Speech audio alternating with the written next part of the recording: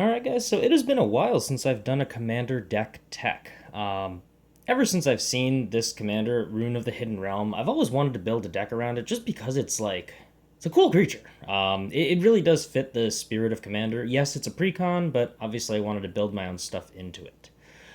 So, what I really want to talk about is just this is a casual deck. I didn't put in, the optimal, most powerful, most amazing, most synergistic cards in here. I really just wanted to go casual. Something that I can bring along as a deck that just says, like, hey guys, I have 5 commander decks at this point. Let me know, like, what your play style is. And if we get a bunch of people who are either new to the game or just like to play very casually or very chill, this is the deck I'm going to choose. Because it doesn't really have, like, an amazing win strategy. There's no combos in here. I would say there's not even cards that are just absurdly broken in this deck. The other thing that I gave myself was a $35 budget, and then I had to put together any other cards that I had. So you're going to see some cards that are like, oh, that's more than $30 by itself. But it's more of the idea of I just wanted to casually put it together, trying to save some money instead of, dropping tons and tons of money on a commander deck, and then 3 months later I decide, I don't like it. I kind of like lost a lot of money being put into staples. So I went through a lot of my collection. It was also an opportunity to downsize things. So a lot was gained from that. But anyway, let's dive in and see exactly how this deck works. So if you're not familiar with Rune, it's 5 mana total, 2, and then the banned colors, green, white, blue, for a 4/4 with Vigilance and Trample. So one thing that I've always realized is I usually pick commanders that don't really have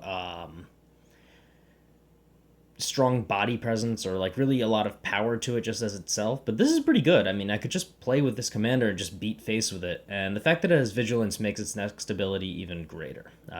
Pay 2 mana of any color, tap, exile another creature, return that card to the battlefield under its owner's control at the beginning of the next end step. So the idea is you probably play it, you attack with it, and then second main phase or even during an opponent's turn, you activate the ability to start blinking things. So this whole deck is based around like enter the battlefield abilities, but there's also a few other neat goodies in here as well. Rune can be played very politically. You can say I'll blink your creature to save it if you help me out with, some ability, or there's a lot of ways to save somebody from being killed by lethal damage or anything else like that. So that's the main idea of Rune. So we're going to dive in. We're going to first break down into lands, and then we'll keep moving forward from there. Alright, so let's take a look at our land base. Obviously, inclusions, a command tower. You should all know what this card does. Seaside Citadel, that basically gives you one of each of the colors that you need. Yeah, it comes into play tapped, but that's not horrible. The 3 shock lands within the color of it. So Hallowed Fountain, Temple Garden, and Breeding Pool. And then I threw in 3 fetches. Now remember, I was on a budget, so I couldn't pick all of the Bant fetch lands, but Polluted Delta pretty much does what I need. I just wanted to put in 3 fetch lands just to make it, somewhat playable, but I didn't want to put in all 5 or 6 or 7 potential fetch lands that could fetch me what I need. I don't want to be that guy. Shuffling takes a long time, and there's not too many other things in here that, are worth stressing over, especially financially. I also had a Crozen Verge lying around. Comes with Battlefield tap, taps for colorless, but you can pay 2, tap, sacrifice it, search your library for a forest card and a plains card, put them in the battlefield tapped. So right there, you can grab your fetches. That's a pretty sweet thing to do. There's also some other dual lands I have in here. The Battle lands, and there's some other ones from Amonkhet as well. We have Prairie Stream, enters battlefield tap unless you control 2 or more basic lands. A Glacial Fortress. I mean, I don't really need to go over these. These are just lands that tap for 2 colors. There's the Amonkhet lands. They're fetchable. Enters the battlefield tapped, but doesn't matter if it helps me fix mana. Also, cycling is kind of a neat ability on lands late game. A Simic Growth Chamber, just because bouncing lands is sometimes important to me. Not really much in this deck, but just being able to get lands back into your hand and also jump into a land that taps for 2 mana is pretty sweet. Lumbering Falls, we've got a man land, just turns into a creature. Having these are nice. You can also activate it into a creature and use Rune to blink it if maybe you're facing some like Armageddon or something like that, so that's kind of neat. Hinterland Harbor, Botanical Sanctum, again, just lands that tap for 2, are 2 different colors. Scattered Groves, Canopy Vista, a Temple of Plenty, just to give some scry ability, especially with that bounce land that I have, just in case I want to play with some synergy. Stirring Wildwood, make it a creature with reach. It's pretty nice. There's not a lot of flying defense in here, so this is kind of like a surprise gotcha mechanic. Sun Petal Grove, Razor Verge Thicket, Sungrass Prairie. This is the one utility land that I really like in here. Minamo School at Water's Edge. Taps for blue. Doesn't even enter the battlefield tapped. You can pay blue to untap target legendary permanent. Well, that's what Rune's for. So I can untap it and use its ability again. That's pretty sweet. We got some basics. 5 basic plains. I love these lands that have the tap symbol literally written into them. They're just kind of old school. They always start a great conversation. 4 forests and 3 islands. I believe it's 36 lands total. You do need somewhat of a good mana base for Rune, because Rune costs 5 mana, and you don't want to be screwed over on there. So that's the land base. Pretty much it for that. So now we're going to start moving to some of the actual cards in the deck.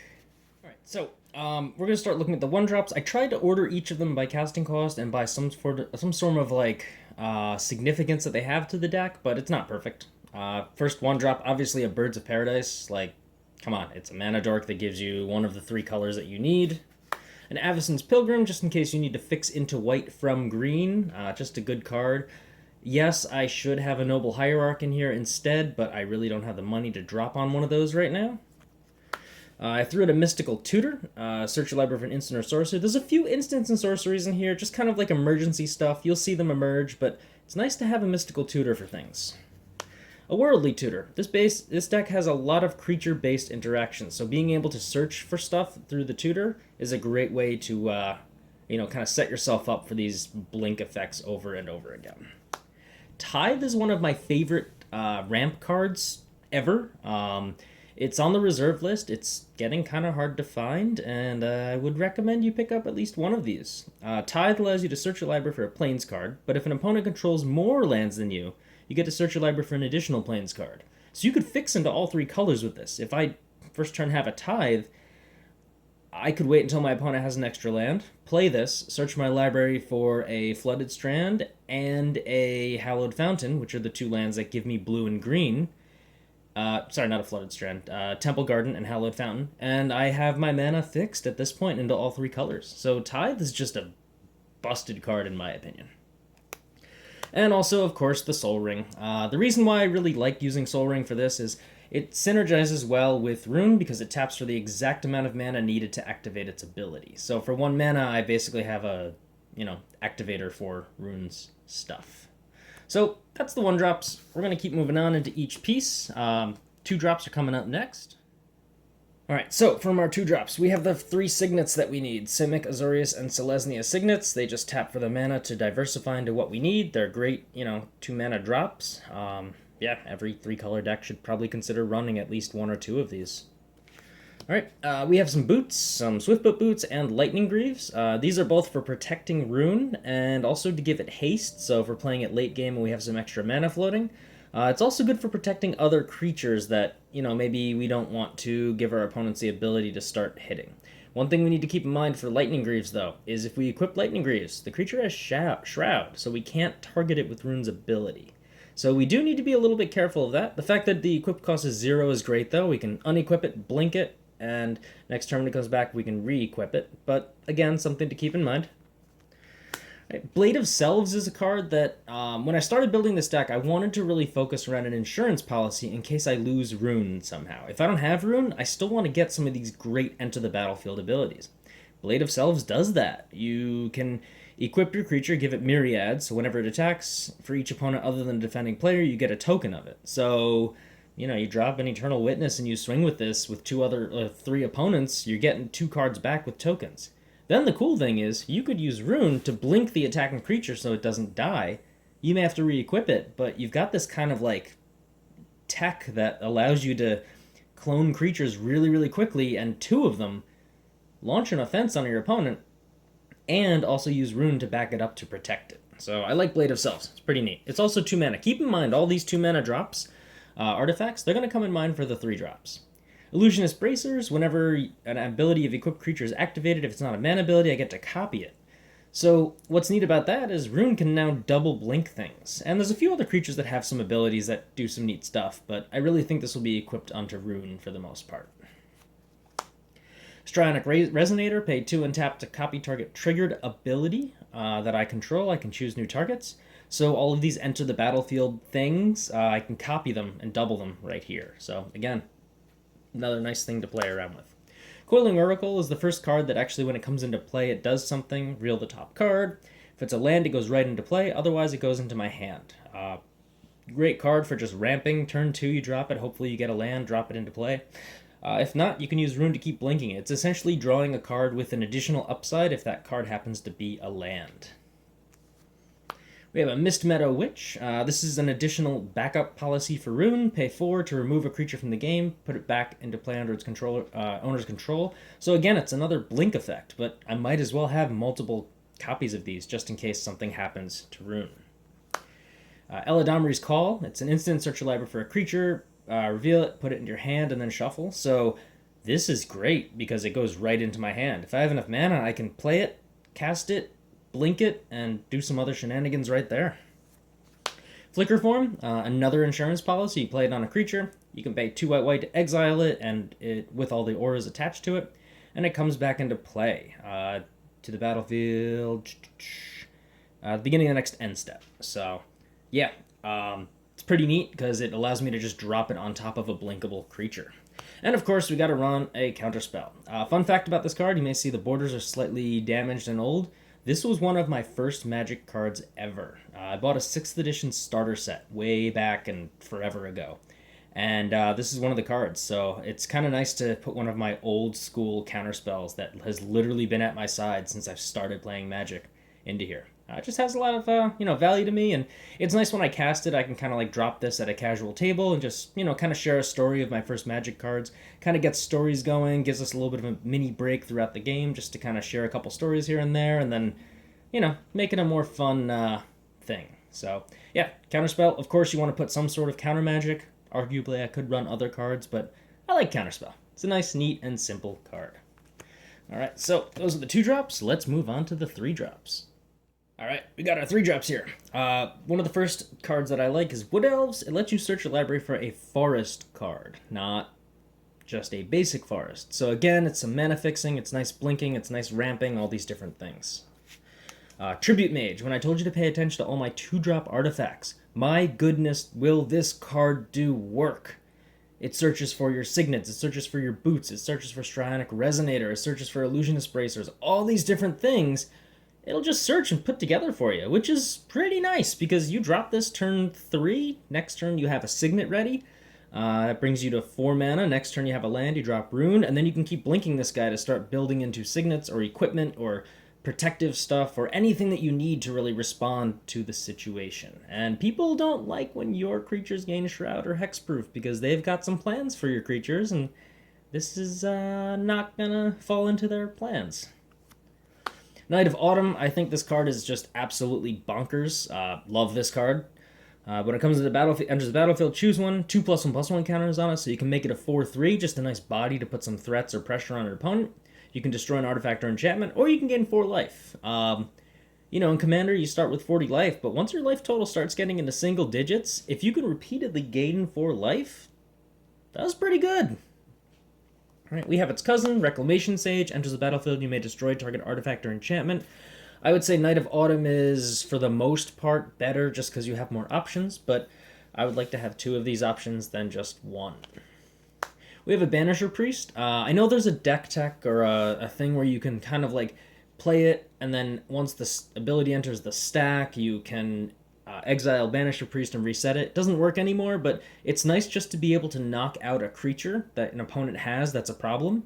And then you can start getting political. You can start making this a bargaining chip. Like, hey, what would you do to get your exiled creatures back?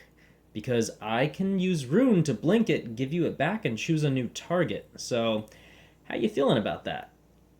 The fact that it targets an opponent's creature kind of sucks, because I would love to play Banisher Priest, exile something of mine, blink a creature, or blink this to get an immediate enter the battlefield effect, but Banisher Priest is still pretty good. It's a nice card that takes care of some massive threats. Eternal Witness, obviously. I did splurge a little bit on this card when I saw it, because it looks pretty. That foil with the leaf wolf, or whatever you want to call it, is just gorgeous, but it was kind of sitting around already. But when Eternal Witness enters the battlefield, you may return a target card from your graveyard to your hand. So This is one of the key powerhouses of the deck because Eternal Witness just lets you to recur whatever was destroyed or whatever instants or sorceries you played. It's kind of nice to get things back and play around with them.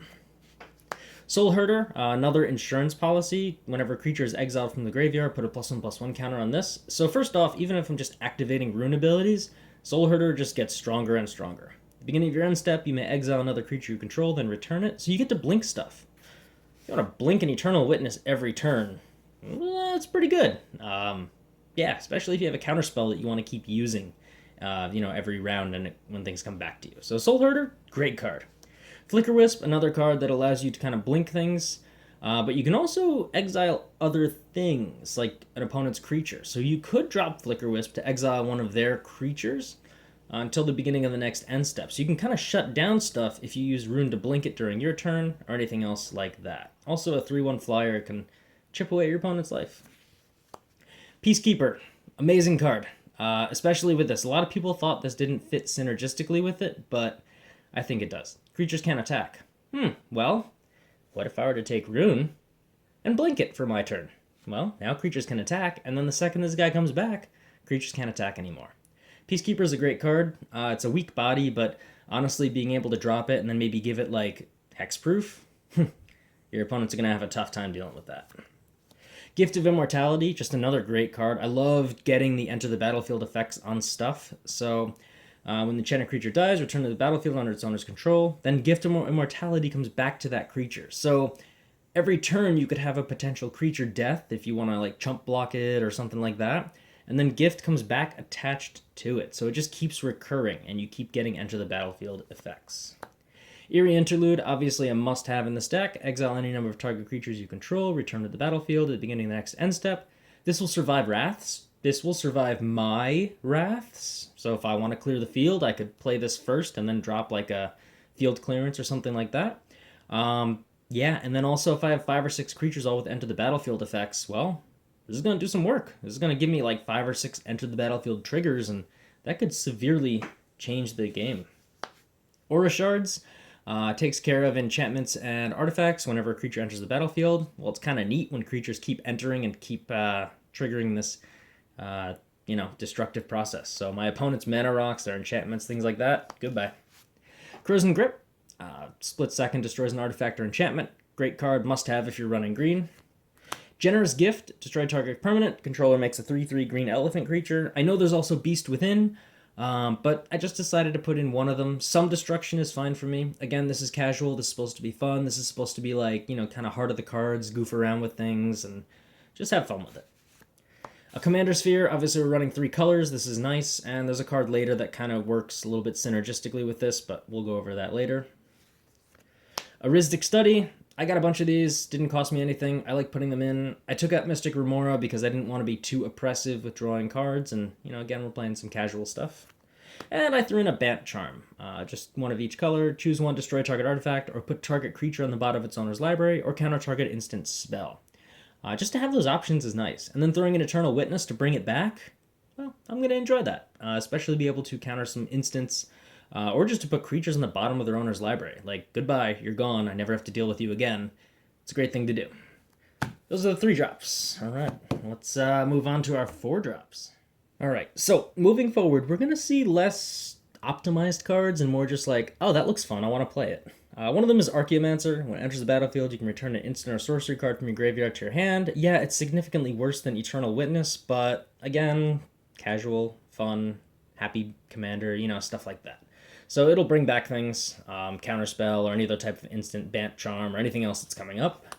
Galena Lendra Archmage, again, a card I had just kind of lying around. It's a 2/2 flyer for 4, but you can sacrifice it to counter a non-creature spell. Then it has Persist, so it comes back. But the cool thing is, if I take Rune and I blink it, it comes back without that -1/-1 counter. So I could get multiple uses out of this and just keep abusing that Persist ability.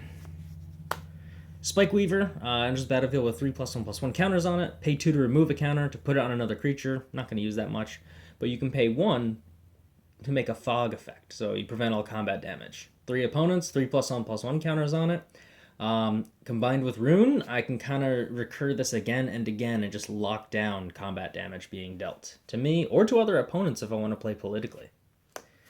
Clever Impersonator will enter the battlefield as a copy of any permanent. Kind of nice, because it allows you to kind of drop it as whatever. If it's a creature, you can blink it and then do it again and again and again. So I could double down on some of my creatures that I have, or I can double down on stuff that my opponents have, or I can just choose like an artifact, an enchantment, a land, a planeswalker, anything else that I want with Clever Impersonator. But I can't blink it after that, which can be okay sometimes. Brago King Eternal. When it connects with a player, you can exile any number of non-land permanents I control and return them. Again, it's another blink effect. It's Eerie Interlude on a creature with flying, so it's probably going to connect. Blink an Eternal Witness, blink a Clever Impersonator, Spike Weaver, Galanalendra, Archaeomancer. I mean, anything, not just the 4-drops. Anything can be blinked and brought back. Even Mana Rocks to give me some extra mana to play around with. Brago's pretty strong, especially as an individual commander, but he's also fun playing here. Ifara, God of the Polis, I don't know. But the basic idea is beginning of each upkeep, if you had another creature enter the battlefield under your control, last turn, draw a card. So this is going to be my draw engine, but also late game, it's a 6/5 indestructible beater.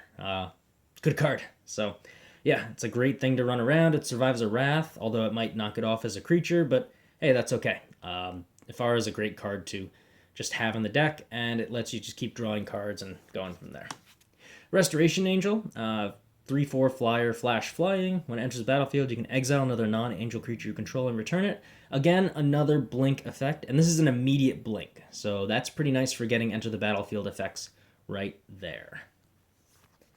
Helm of the Host, 4 mana for an equipment. Beginning of your upkeep, combat on your turn, you can make a token that's a copy of a creature. It's not legendary. All right, and let's see. Yeah, if it's legendary, that token gains haste. So really what I can do is just every turn get another trigger for some sort of, enter the battlefield effect. And then finally on the 4-drops, I put in a Supreme Verdict, just 1 field clearance. I think there's actually 1 more, but this is just a nice 4-drop to kind of nuke the field if there's any problems. Hopefully I can pair it with Eerie Interlude or something like that to, blink all my creatures, drop the field clearance, and then let all my creatures come back into play. But hey, that's ideal play, not when opponents have interaction and stuff like that. So those are 4-drops. All right, you're noticing these numbers are declining a little bit here and there. It's a lot of early game stuff, but we still got a stack of 5, 6, and 7-drops. I forgot one, the 4-drops. It was sitting in my 5-drop pile. But Panharmonicon, it basically doubles enter the battlefield abilities for artifacts and creatures. Yeah, and it's shiny, so I like that. To double the ability, double an Eternal Witness, anything really, you're just going to get stupid value out of it. So Panharmonicon, obviously a must-have in here. My mistake for not including it in the 4-drops. All right, so now we're starting to move into cards that kind of have like the win condition or a way to actually see the deck go off. Some of the early stuff, not so impressive with like doing things or being threatening or things like that. But Deep Forest Hermit is a card that I really, really appreciate. This is a kind of like cousin to the other one, Hermit Druid, or I forgot what it's called. Squirrel Hermit Druid, whatever he's called. But basically a very similar card, except he had Echo. This card has Vanishing 3. So I basically have like a couple turns to remove Vanishing counters from it so it doesn't die, as opposed to having to pay the Echo cost every turn. So this is one of those things that I'm very appreciative of. Enters the battlefield, you create 4 1/1 green squirrel tokens, and squirrels you control get +1/+1. So this is kind of nice because I can blink it like every other turn, or every turn if I want, and just keep generating an army of squirrels. And this is one of the win conditions, to just keep generating and generating and generating and generating until I have, 16, 20, 24, 400 squirrels. I don't know, however many this allows me to generate, especially with like effect doubling cards and cards that make copies of this and other cards that blink it that aren't Roon. There's a lot of things that can be done with the Deep Forest Hermit. Put in a Thrag Tusk, obviously. Enters the battlefield, I gain 5 life. Again, a little bit of life buffering is pretty good. But when it leaves the battlefield, not particularly dies, but when it leaves the battlefield, we create a 3/3 green beast. So every time I blink it with Roon or anything else, it's leaving the battlefield and I get the 3/3. So if I'm doing this every turn, I'm just creating creature tokens that just beat face. Verdurous Gearhulk. Again, not competitive. This is not an ideal card for the deck, but when it enters the battlefield, distribute 4+1/+1 counters among any number of target creatures you control. I can just keep beefing up stuff. I could beef up Roon, because remember, he's got Vigilance and Trample, so I could make Roon a 8/8, 12/12, 16/16, and by then I'm getting into lethal commander damage, and yeah, it's not a fun time for everybody, but hey, it is what it is. We have an acidic slime, obviously, and enter the battlefield, destroy an artifact, enchantment, or land. So now I can start picking away at utility lands or start depriving an opponent of maybe one of their colors of mana or anything else like that. So acidic slime is a great way to just, enter the battlefield and just take care of stuff. Cloud Blazer, it's 5 mana for a 2/2 flyer, not that great, but when it enters the battlefield, you gain 2 life and you draw 2 cards. Like, I can't say no to this. Yeah, it's just an amazing card, and just to gain life and draw cards, it just gives you like more reach of utility and things like that. So I kind of like Cloud Blazer in this deck. Lavinia of the 10th. This is one of my favorite cards to just shut down things. It's got protection from red, so that's kind of neat. But when it enters the battlefield, you detain each non-land permanent your opponents control with converted mana 4 or less. So, until your next turn, those permanents can't attack or block, and their activated abilities can't be activated. So, anybody who's running lower mana cost things, some competitive players run a lot of cheap things. I can shut down activated abilities, I can make it so they can't attack or block, and, activated abilities are mana abilities too. So this shuts down mana rocks and mana dorks and all these different things and just kind of paves the way for, some destruction. So it's a good card, especially if I attack with it and then blink it. It comes back at the end of the step, and then until my next turn, those permanents lose a lot of these different abilities. It's a nice way to build up a pillow fort of protection. Karmic Guide. It does have Echo, which is something that kind of annoys me a little bit because you're going to have to keep paying for it unless you dedicate that as your blinking target. But when it comes into play, you can return a creature from your graveyard to play, which is amazing. Perplexing Chimera. This card is one of the signature cards in my opinion. This really fits into the spirit of Commander, of interacting with your commander in a weird and goofy way. Whenever an opponent casts a spell, you may exchange control of Perplexing Chimera and that spell. If you do, you can choose new targets. So I'm going to start exchanging things, and then I'm going to blink it with Roon, and then it comes back to its owner's control. So I get it back. So every turn I can basically exchange this for a spell. Make my opponents think twice about playing things, knowing that I'm just going to get this guy back. And it's just a 3/3 body, which is first off, it dies to Roon, so they're not even going to attack with it, because Roon has Vigilance and all these other crazy, wacky abilities. So Perplexing Chimera is one of those cards that, you look at it and you're like, oh, that's a bad situation to be in for my opponents. A Seaborn Muse, so I can blink every turn, untap all my lands, do a lot of fun, crazy, wild shenanigans. It's just a good card. Conjurer's Closet, again, is another I've lost Roon and I need to do something scenario. So, beginning of your end step, I can exile a creature and return it. Just get another enter the battlefield effect. And finally, the other field clearance that I wanted to put in was Time Wipe. 2 white, white, blue. Return a creature you control to its owner's hand, then destroy all creatures. The main idea of this card, get Roon back to my hand, or if I have enough mana to recast it, return another creature, and I can keep playing around with some stuff. Really, with Time Wipe, I could return an Eternal Witness or an Archaeomancer to my hand, and then drop it, get this back, and then play it, and then return the creature, and just keep cycling through that to keep the board on lockdown until I find a better solution. Alright, so those are the 5 drops. We're going to combine 6 and 7 drops together, because as you can see, it's a very tiny pack. Alright, last little chunk of cards. First off, we have Duplicant. I call it Duplican, because it can do a lot of work in this deck. When it enters the battlefield, you can exile target non-token creature. As long as it's exiled, it has the power, toughness, and creature types of the creature card exiled with it. It's still a shapeshifter, so really with Roon, it's just a way to blink and get things out of the way. And when I do find something really big and powerful, I'm going to keep its power and toughness, especially if we drop a 10/10 or something wild like that. Yeah, I'm pretty happy to steal a copy of it. Sun Titan, this is one of those cards that just returns things when it comes into play, a lot of 3-drops. Any permanent lands are permanents, so it's nice to just be able to bring fetch lands and things like that. It took me a long time to realize that Sun Titan can actually do that. So, Sun Titan's one of those cards that, yeah, it's pretty sweet. Brutalizer Exarch. This is a card I found in my stuff, and I was like, oh, running this. I don't care how bad it is. 6 mana for a 3/3, which is not great, but it enters the battlefield, you get 2 choices. Search your library for a creature card, reveal it, shuffle your library, and put it on top. So I can start tutoring for like win conditions or beaters or anything like that. Or I could put target non-creature permanent on the bottom of its owner's library. This will take care of stuff, and being able to blink it with the options is pretty nice. Especially if I blink it like during my opponent's turn right before it's my turn. It pops back into play at the end step, and then Brutalizer Exarch lets me tutor up a creature that I want. Again, it's not perfect, but it can do some work in this deck.